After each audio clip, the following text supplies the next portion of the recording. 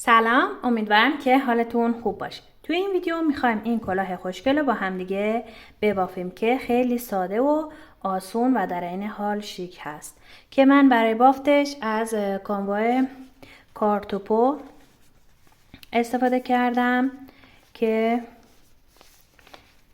اینم مشخصات رنگشه و خود کانوا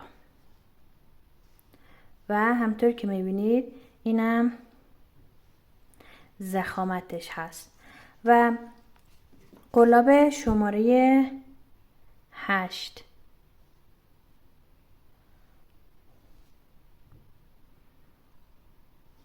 نشون نمیده.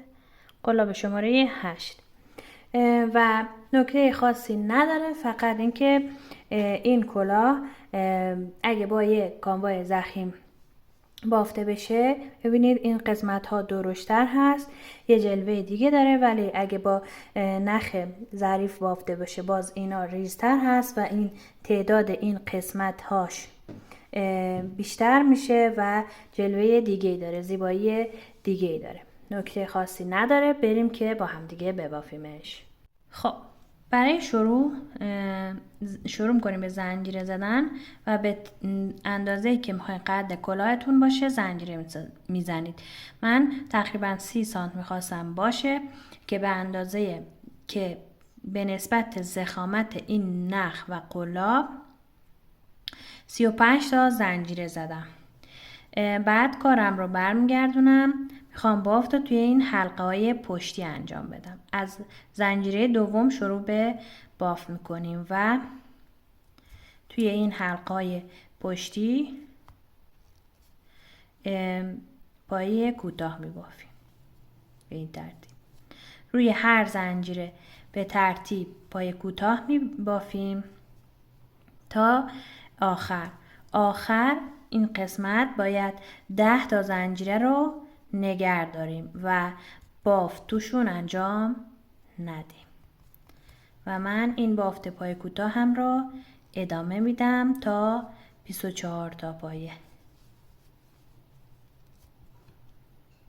خب 24 تا پایه رو که بافتم، حالا میام اینجا قلابو میبرم داخل حلقه، نخ میگیرم و از روی این حلقه روی قلاب ردش میکنم، به اصطلاح بست یا پایه شلال میزنم. بعد یه دونه زنجیره میزنم، کارو برمیگردونم. روی هر کدوم از این 24 تا پایه یک پایه کوتاه توی این حلقه‌های پشتی شروع میکنم به بافتن به این شکل.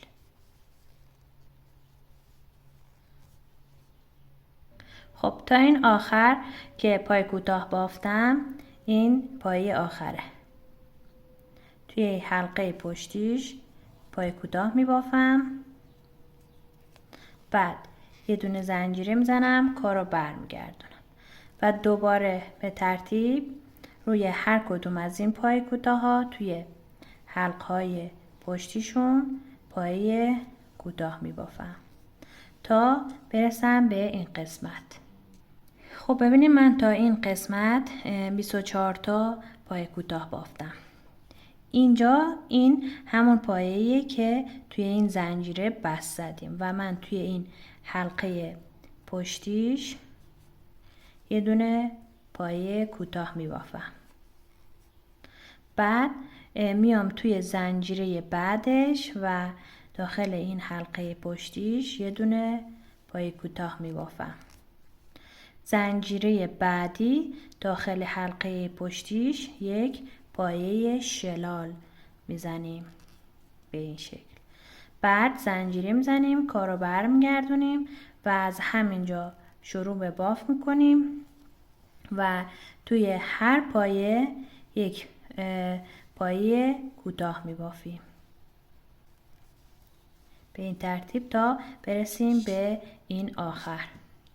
تا این آخر بافتم و اینم همطور که میبینید آخرین پایه هست. داخل حلقه پشتیش پایه کوتاه میبافم، یه دونه زنجیره میزنم، مثل رجهای قبلی کارو برمیگردونم و از همون اولین پایه شروع به بافت پایه کوتاه داخل حلقه پشتی می کنم.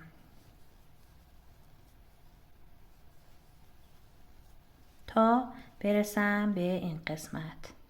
خب من رسیدم به این قسمت. اینجا آخرین پایه هم به همون شکل می بافم.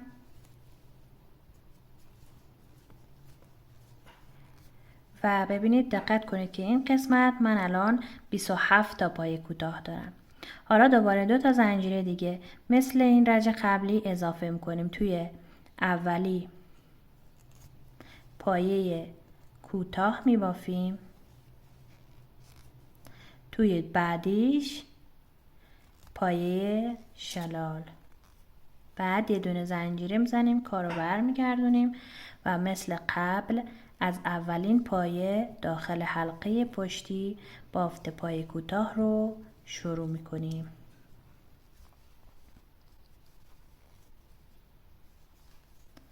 به هم ترتیب این رو ادامه میدم تا برسم به این قسمت. زنجیره میزنم، کارو برمیگردم و دوباره توی این حلقای پشتی بافت پای کوتاه رو ادامه میدم تا برسم به این قسمت. خب من اینو تا آخر بافتم، اینجا زنجیره زدم، برگشتم دوباره به این سمت و چون 2 تا پایه اضافه کرده بودین الان من 29 تا پایه این قسمت بافتم. اینم پایه آخرمه که پایه 29 هم هست و دوباره اینجا میخوایم 2 تا دیگه بهش اضافه کنیم مثل قبل. اولی رو پایه کوتاه میبافیم، دومی رو پایه شلال. زنجیره میزنیم، کارو برمیگردونیم، از اولین پایه توی حلقه پشتی شروع به بافت پایه کوتاه میکنیم.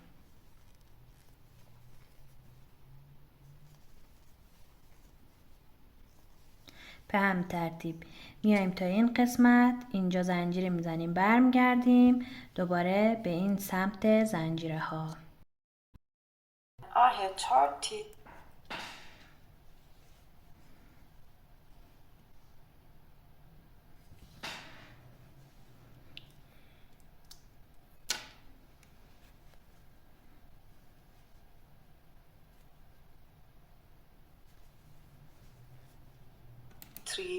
Stitch right now, and that's my last stitch.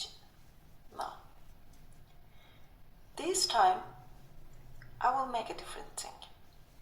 I will insert the hook from here.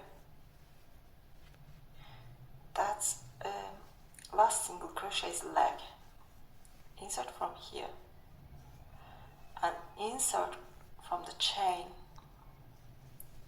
Grab the yarn. Um aktiv zu sein, brauche ich den richtigen Schutz. Always Ultra für bis zu 3-mal mehr Trockenheit.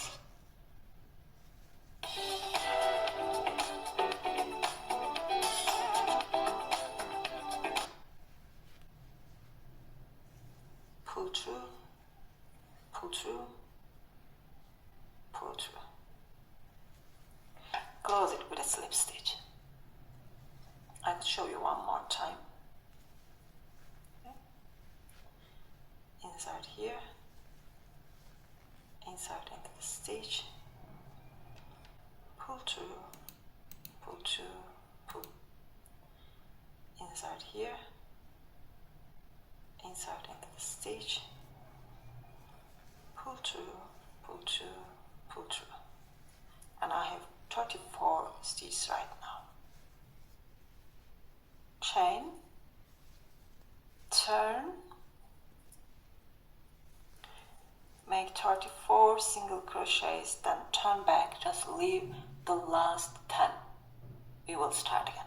I'll turn back here and leave last 10 stitches.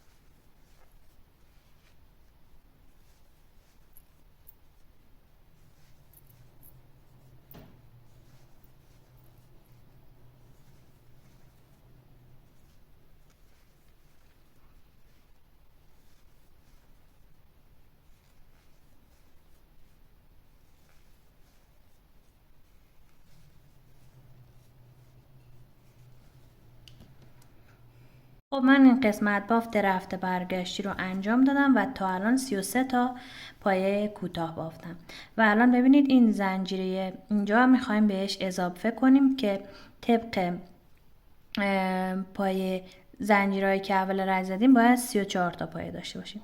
به این صورت میبافیم که میایم این قسمت این حلقه رو میندازیم روی قلاب، بعد این حلقه پشتی زنجیره آخر هم میندازیم روی قلاب و حالا این نخ رو میگیریم از روی همه این حلقه های روی قلاب ردش میکنیم به این شکل. زنجیره میزنیم، کار رو برمیگردونیم این سمت توی حلقه های پشتی شروع میکنیم به بافت پایه کوتاه و 34 تا پایه کوتاه از اینجا میبافیم تا اینجا، زنجیره میزنیم، کار رو برمیگردیم 34 تا پایه کوتاه هم این قسمت میبافیم تا برسیم به اینجا. خب من اینجا اینو که تا آخر رفتم 34 تا پایه رو بافتم، از این ور برمیگردم 24 تا پایه رو میبافم و 10 تا رو اینجا نگه داریم، مثل همون کاری که رج اول اینجا کردیم. حالا دیگه از اینجا به بعد تکرار همین قسمتی که تا حالا اینجا انجام دادیم تکرار میکنیم. الان من اینجا 4 تا رو نگه داشتم و این قسمت 24 تا پایه رو بافتم و مثل همین کاری که اون اول کردیم بعد از اینکه 24 تا پایه رو بافتیم میایم توی پایه بعدش و پایه شلال میزنیم، زنجیره میزنیم، کارو برمیگردونیم و از اولین پایه توی حلقه پشتی شروع میکنیم به بافت پایه کوتاه و تا این آخر میریم. اینجا زنجیره میزنیم، دوباره توی حلقه های پشتی پایه کوتاه میزنیم و برمیگردیم تا این قسمت. خب من این رج رفت و برگشت رو که انجام دادم و این قسمت 25 تا پایه کوتاه بافتم و الان دوباره مثل قبل میخوایم 2 تا دیگه بهش اضافه کنیم. اولی رو پایه کوتاه میبافیم، دومی رو پایه شلال توی این حلقه پشتی، زنجیره میزنیم، کار رو برمیگردونیم، دوباره این قسمت 27 تا پایه کوتاه رو میبافیم، زنجیره میزنیم، برمیگردیم 27 تا پایه کوتاه دیگه میبافیم و دوباره 2 تا پایه رو بهش اضافه میکنیم. به همین ترتیب اینو دیگه تکرار میکنیم که باید به اندازه دور تا دور سر یه تعداد از این قسمت داشته باشیم. الان من ببینید اینجا از این تیکه یه قسمت دارم، این قسمت دوممه که شروع کردم به بافتن. همینو دیگه تکرار میکنم تا این 10 تا رو تا این آخر بافتم، دوباره اینجا 10 تا رو نگه میدارم و تا 10 تا رو تا آخر ببافم. مثل هم کاری که توی این قسمت کردیم تکرار میکنیم تا اینکه این بافتمون به اندازه دور تا دور سرمون بشه. خب الان ببینید من هم کاری که گفتم رو تکرار کردم تا اینکه این بافتمون به اندازه دور تا دور سر شده و ببینید 1 2 3 و 4 تا از این تیکه ها رو بافتم. این قسمتی که تکرار میکردین رو 4 تا بافتم و رج آخر که به این پایین رسیدم حالا میام این 2 تا قسمت رو روی هم قرار میذارم، بعد قلاب رو از زیر هر 2 تا حلقه رد میکنم، این قسمتی که طرف خودم هست، این نخ رو میگیرم میارم بیرون، بعد نخ رو میکشم سفت بشه، یه دونه زنجیره میزنم، کار رو برمیگردونم. حالا این قسمتی که طرف خودم هست قلاب رو از زیر هر 2 تا حلقه رد میکنم، اینجا قلاب رو از حلقه پشتیش نخ رو میگیرم میارم از روی حلقه روی قلاب ردش میکنم و همین ترتیب این بافت رو ادامه میدیم تا جایی که میخوایم پهنای قسمتی باشه که میخوایم برگرده روی کلاهتون که من حدوداً 10 تا پایه رو به این شکل میبافم.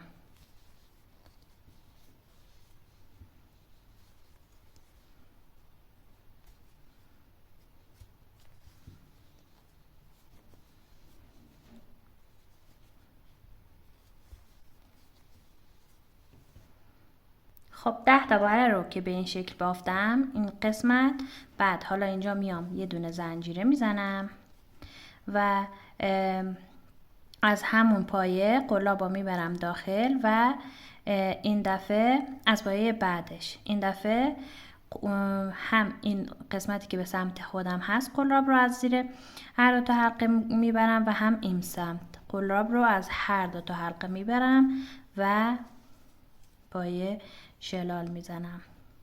به این ترتیب این دو تا قسمت رو به هم وصل میکنم.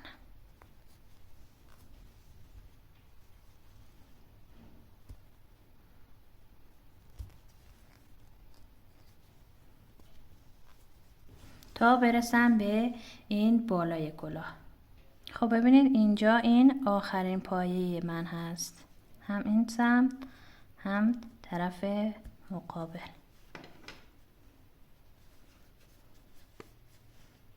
بست میزنم، بعد یه دونه زنجیره میزنم، نخو یکم بلند قیچی میکنم تا میخوام برای اینکه میخوام با نخ و سوزن این حفره بالای کلاه رو ببندم.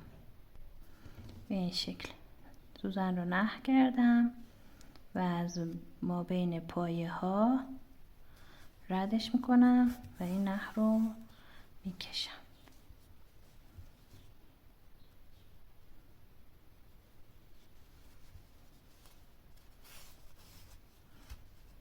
کامل این بالای کلاه ببینید بسته شد و بعد با این نخ گرهش میزنم که صفر بشه.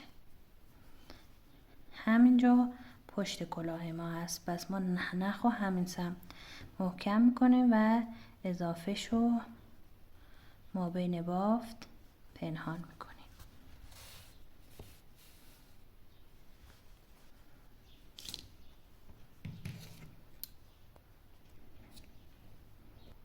خب ببینید من اینجا پشت کلاهم بود، برش گردوندم روی کلاهم و اینجا جاییه که اتصال دو قسمت رو انجام دادین و ببینید با جاهای دیگه تفاوتی نمیکنه. اینم از آموزش امروزمون. امیدوارم که این آموزش رو هم دوست داشته باشید، ببافید و لذتش رو ببرید. موفق باشید. خدا نگهدار.